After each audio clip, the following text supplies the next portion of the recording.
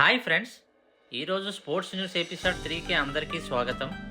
ఈరోజు డేట్ వచ్చేసరికి 28/2/2025, టైం వచ్చేసరికి 11 AM అయితే అవుతుంది.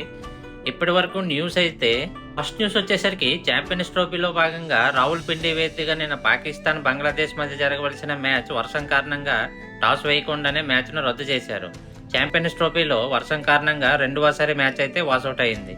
పాకిస్తాన్ మరియు బంగ్లాదేశ్ ఛాంపియన్స్ ట్రోఫీలో ఒక్క మ్యాచ్ గెలవకుండానే ఈ టోర్నీ నుంచి అయితే నిష్క్రమించారు. ఈ మ్యాచ్ రద్దవడం వల్ల రెండు టీమ్స్కి చెరో పాయింట్ అయితే ఇచ్చారు.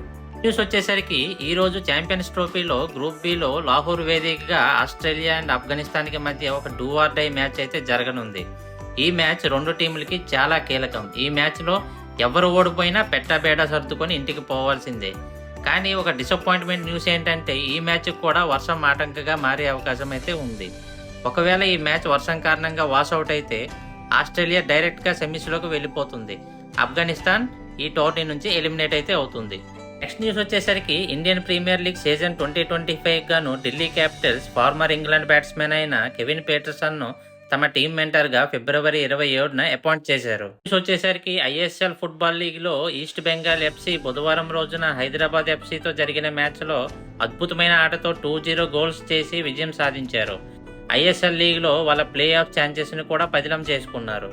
న్యూస్ వచ్చేసరికి అహ్మదాబాద్ వేదికగా జరుగుతున్న ITF ఉమెన్స్ టెన్నిస్ టోర్నమెంట్లో February 27 నాడు జరిగిన మ్యాచ్లో 2 సార్లు నేషనల్ ఛాంపియన్ అయిన వైదేహి చౌదరి తన అపోనెంట్ అయిన ఆకాంక్ష నెట్టుని 6-3, 6-2తో ఓడించింది.